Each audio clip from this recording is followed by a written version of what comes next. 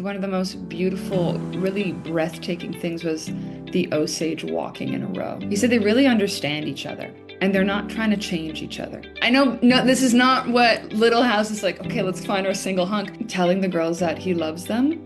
Ugh, that just ripped me apart.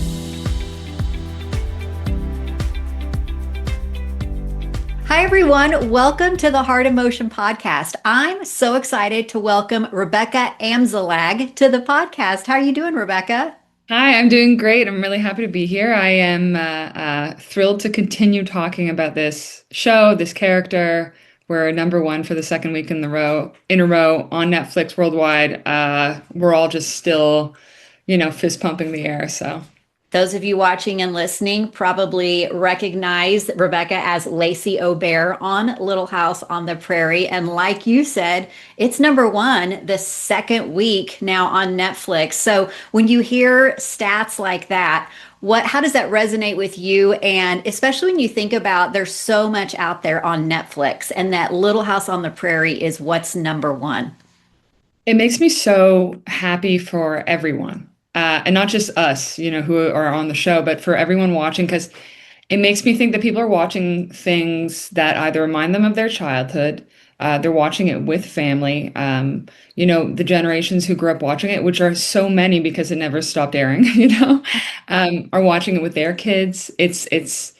I think of the actual situations of watching, so it makes me feel like really glad to offer a comfort and a soothing kind of show to people. It's exciting for me as somebody who grew up watching it. And I'm from Missouri, which is where Laura Ingalls finished out her life, like 45 minutes down the road. So That's crazy. story, is really something that's dear to my heart. So to see it revived and be so successful is really fun for me as well as an audience member. You play Lacey, who's brand new to Little House fans. She's a widow. We know that. We see quickly in episode 2 that she's a business owner and someone who brings a very different perspective to Independence, Kansas. So, what excited you most about creating a character that no one had seen before? So it's great because Rebecca Sonnenschein, she's not the creator of the story, but she's the creator of this iteration, and she's this hyper talented writer.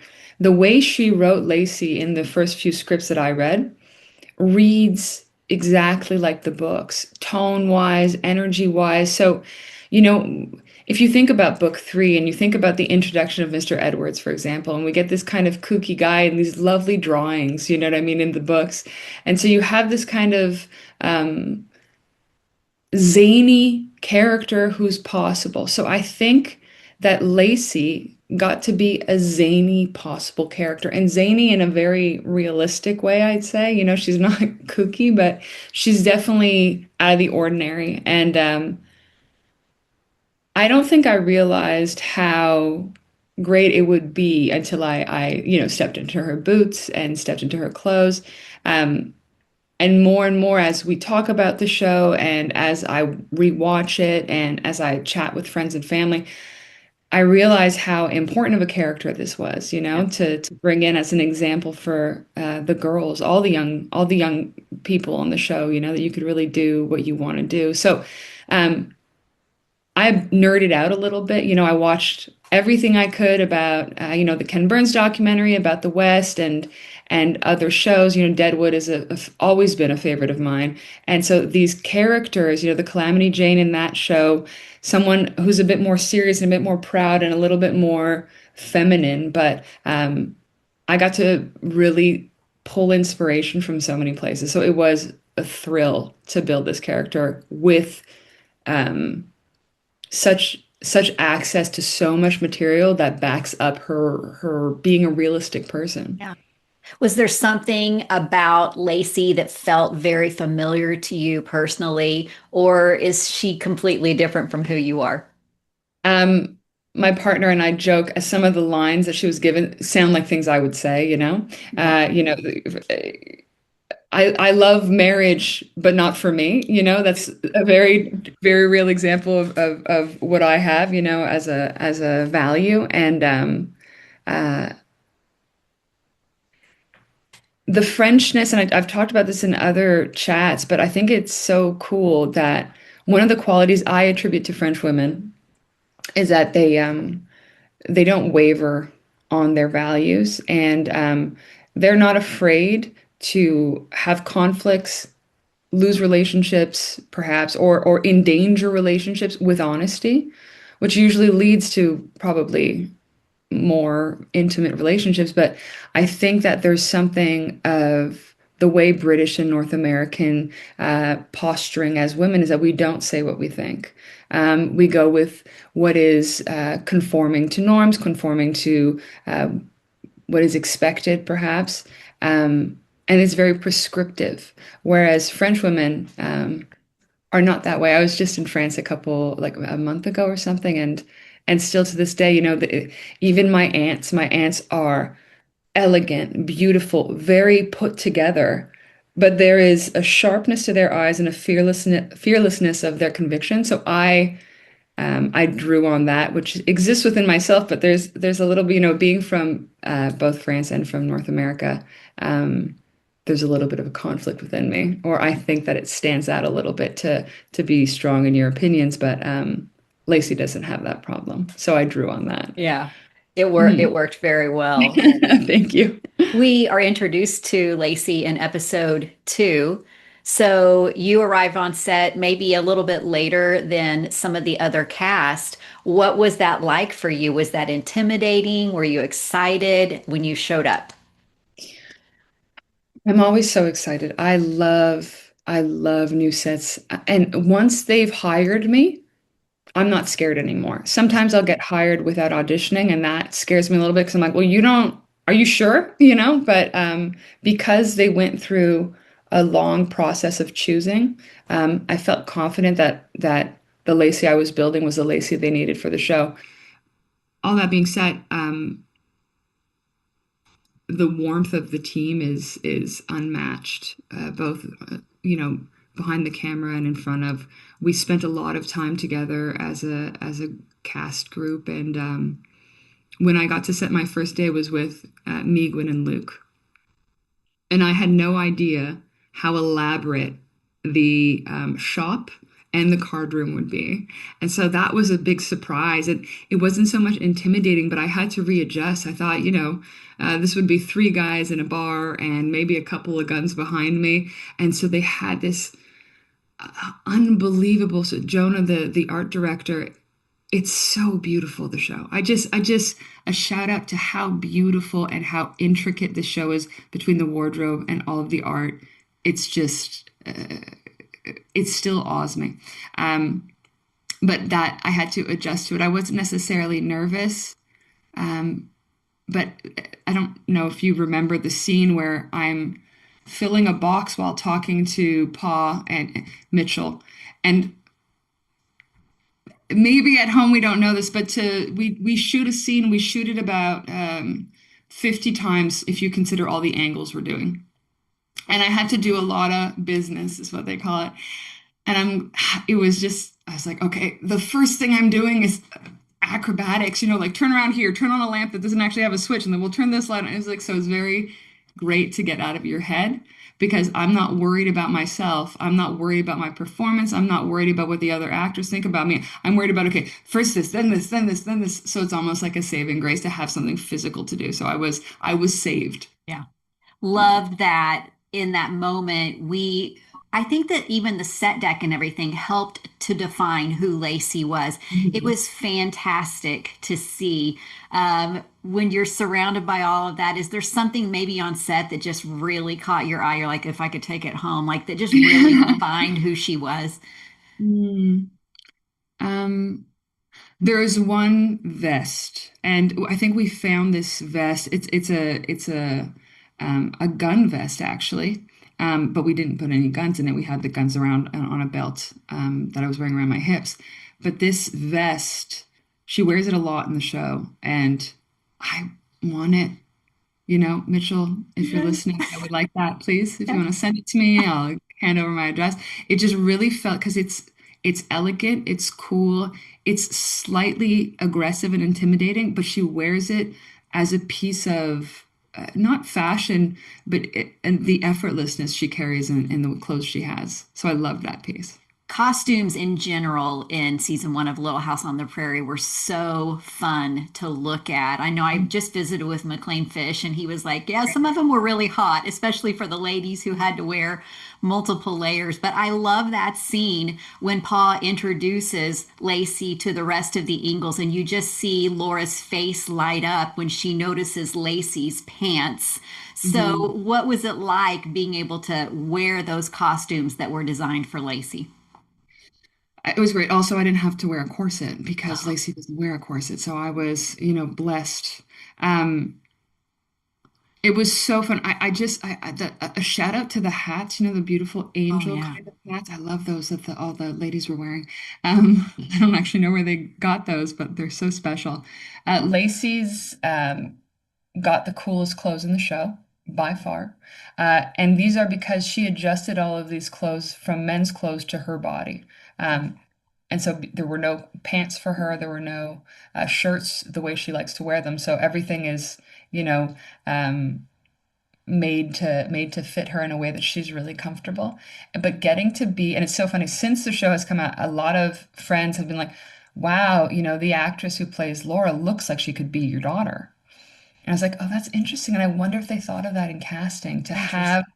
this person who represents, what could be, not that Yeah. she needs to go that far in that direction, but just like I could be that, Yeah. as opposed to seeing we see, the wonderful Gemma James character, which is the polar opposite and very reminiscent later of Caroline's sister, they have a lot of overlap. And so to have these others, not, but this archetype of a woman, and to have this archetype of a person, Lacey's, as she says, not much of a woman, like she's different. Talk a little bit more about that because Lacey brings something to Independence, Kansas that, the writers intentionally said, we need Lacey in this story. What was it that we needed from Lacey in this story? I think what she does best for the leads is that she uh, represents a conflict for Caroline that she can turn to. She sees at first that this is a problem, and then as she softens and as she becomes herself more and less of a prescriptive thinking person, uh, she befriends Lacey. So that's an important change for her as we see her accepting the new life. I think for Laura, very clearly, it's an example of what could be and it's an encouragement. Also, Lacey doesn't speak to the children like they're children. We had a really fun day where we were doing all the fair stuff in the slingshot competition, and a wonderful boy who was playing a background player who, was shooting his slingshot after Laura and Good Eagle. And as is with film, we don't use everything we shoot, but gosh, did we have fun! And I was just, perhaps intimidating this young man to be better at slingshot. And so we just had so much fun. She just treats children as equals Yeah. in a really cool way. And lastly, I think one of the important things for Mr. Edwards' character, um, who's I mean, listen, Luke is a married man in the show, and that never stopped anybody from, or any fans from loving Pa. But what's great about Warren's character is that he's a single hunk on the show. And I know no, this is not what Little House is like. Okay, let's find our single hunk, but we need a single hunk. And so the fact that he gets to be heartbroken again, but be clearer and more sure in his own wants and needs, I think is really cool. So I think she serves for that. It's interesting because it's like anybody that's familiar with this story, we get to the last episode when Edwards mentions, some, I don't want to give too much away for people who haven't watched yet, but mentions something to Lacey about, a potential future. And her response, for those of us that kind of know where the story goes, is not necessarily surprising, but Mhm. it was very interesting, I think, just to audibly hear the choice that she made. So, what do you think Lacey sees in Edwards, and why does she make the decision that she does? So, Warren talked about this on another podcast, and I really liked his point of view. He said they really understand each other and they're not trying to change each other. And I love that so much because it's such a representation of a respectful, fair, even relationship. Um, the entirety of their relationship, Warren is extremely respectful and there's a certain independence to them, although they really help each other. You don't actually see them together very often. You see them together in episode 4, was it? I should know this. Um, and then in 7 and 8, but we don't get a ton of time with them together because they have uh, positions separate from each other. And so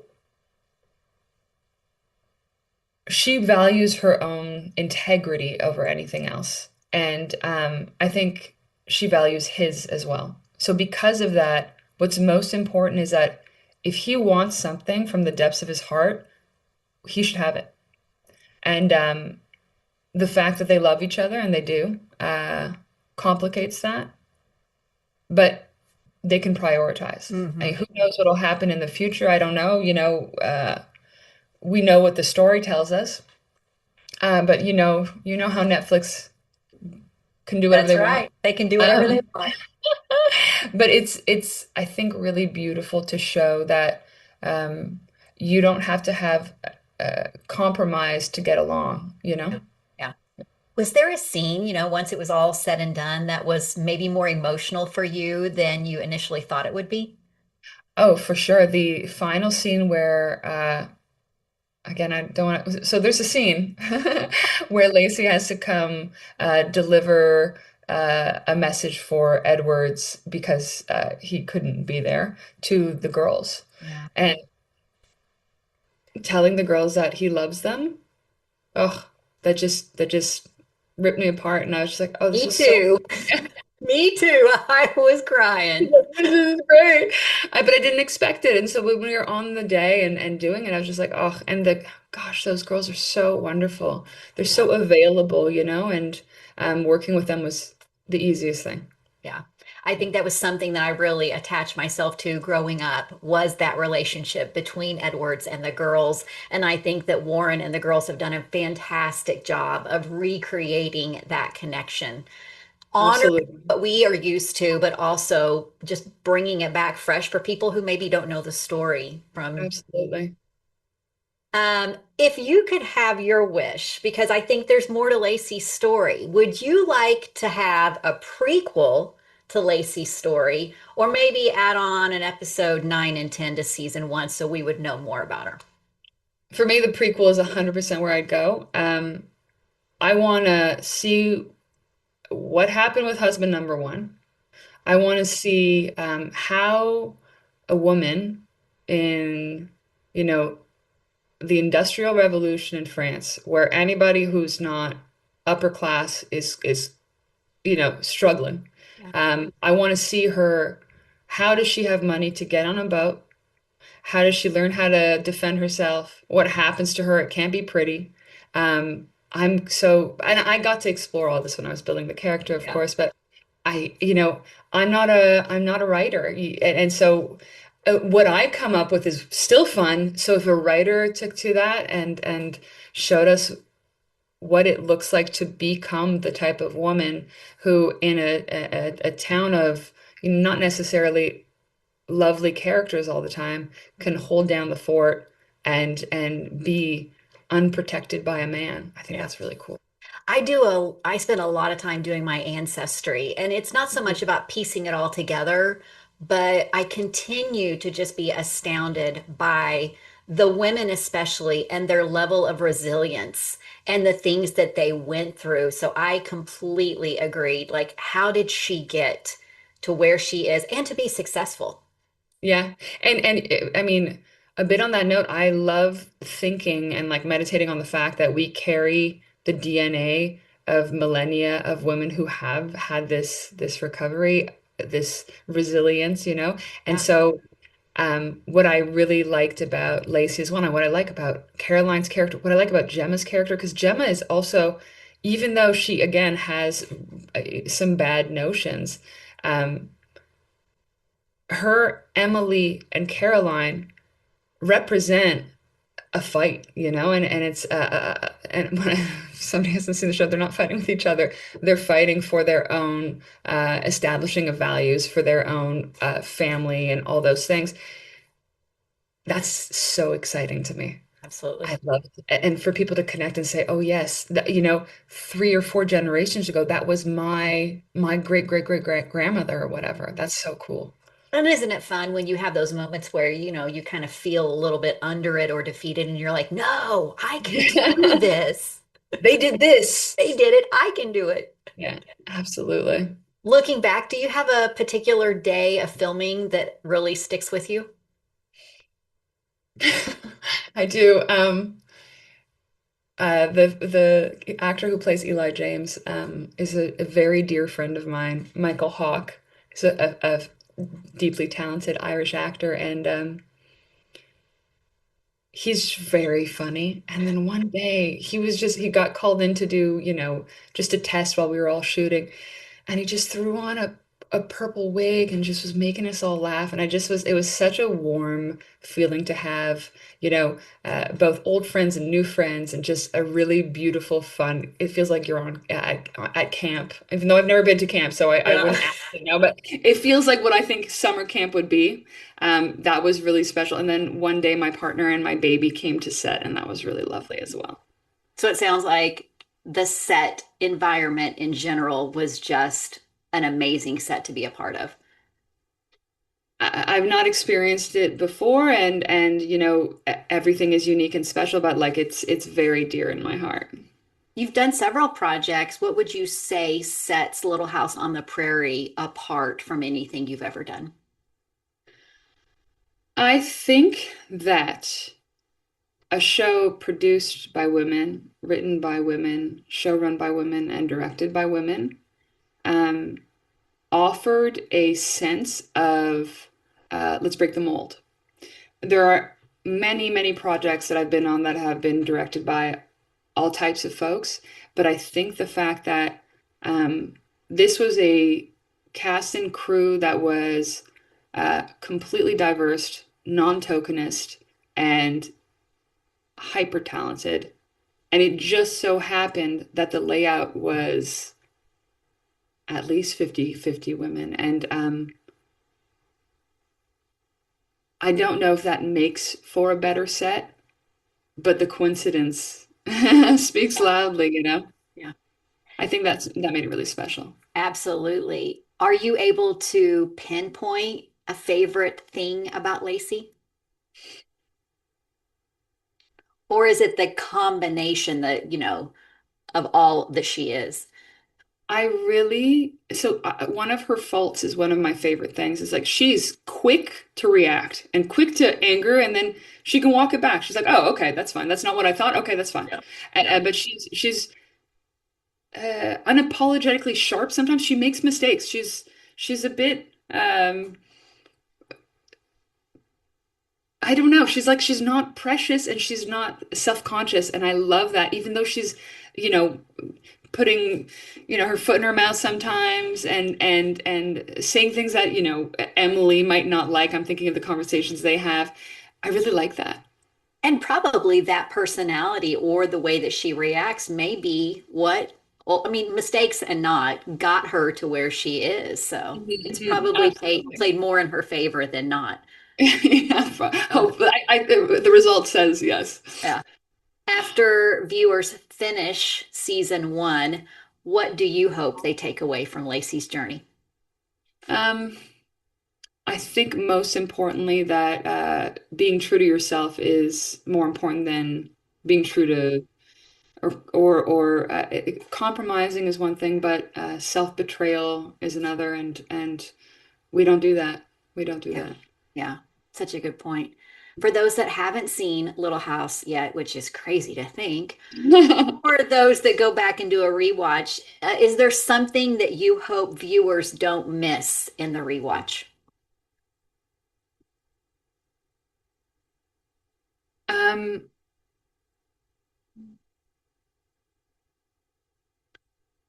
I think that um, if you really can, for me, the one of the most beautiful, really breathtaking things was the Osage walking in a row. And we had so many wonderful Osage experts. Uh, all of the cast that was cast were First Nations, and it's so beautiful, and it is extremely historically authentic. Yeah. And so I've perused Reddit, I will say, and I was like, no, no, this was thought out deeply, and it's very, very beautiful to get. Little House on the Prairie is not trying to guilt anybody, is not trying to throw blame around, but it is showing what happened. And it's beautiful. And what is so special about Laura Ingalls Wilder is that she told the truth and she presented a point of view that allows for everyone to be invited at the table. Um, and I'd say to really let that wash over you because it's beautiful. I'm so glad you brought that up. I mean, that was something that really resonated with me. I don't remember it so much in the original series, and maybe it was there. It was Um, not there. I didn't remember it. And I'm just watching it and I'm like, this is so well done. And I 100% agree with you. It was not a guilt thing. I have an education background and I'm just sitting here going, people are learning right now. They're becoming more aware, which well done to Yeah, that yeah, decision to put that into the story. of course. Yeah. Looking beyond Little House on the Prairie, is there another project of yours that you think, hey, go back and check this out? Something that you've done that you're proud of? I'm very proud of the character I played on the show Titans. I got to work with Joseph Morgan, who I don't know if you are. He's most famous for playing Klaus in Vampire Diaries, Okay. All um, right. and he is an unbelievably great actor. And working with him was really special. But I just shot a movie with Craig Zoller and. I have some really beautiful scenes with Theo James, and working with him was also a real big blessing. So something to look back on, something to look next to, which was probably one of your questions. So I'm sorry if I Good took that away. job. Nice But transition. yeah, yeah, yeah. But those things as I which is not usually what people think, but as I age, I'm getting better and better parts and more interesting parts and getting to work with increasingly more talented people. I feel very blessed. You leave Little House on the Prairie season one, you wrap it up. I always like to ask this question because so many people say, I'm always learning. What did you learn from doing season one? Um, well, I learned how to horseback ride. Oh, nice. So that's a practical learning, Add but that to the resume. 100%. And I learned that a big show with a big streamer can feel like an intimate village. And um, the city of Winnipeg held us and loved us. And I think they would hold and love anybody. And I think that what I really got to see is um, it's nothing new, but the way you treat others is the way you're going to get treated. And this was a really, really beautiful experience that I'm bringing with me. I'm going to go, okay, let's treat everybody like this small family we had, you know? Yeah, so good. And I think that that resonated to us. We felt that. So, Cool. Rebecca, it was so great to catch up with you to talk about season one. I'm so excited for the success that it has. Congrats to you and the rest of the team. I want to remind everybody that you can watch Little House on the Prairie on Netflix right now. Go stream it. Rebecca, thank you so much. Thank you. All right, bye bye.